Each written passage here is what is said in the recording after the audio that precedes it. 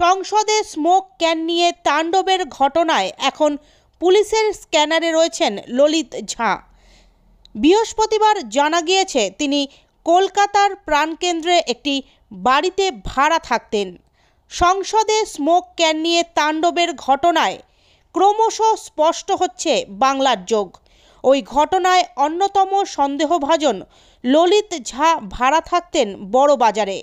টিভিতে সংসদে smoke bomb নিয়ে তাণ্ডবের খবর দেখে তাকে শনাক্ত করেন স্থানীয় বাসিন্দারা।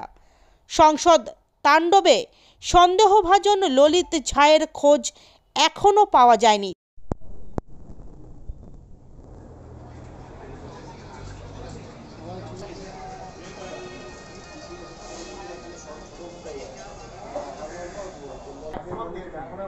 কেউ বলছে না।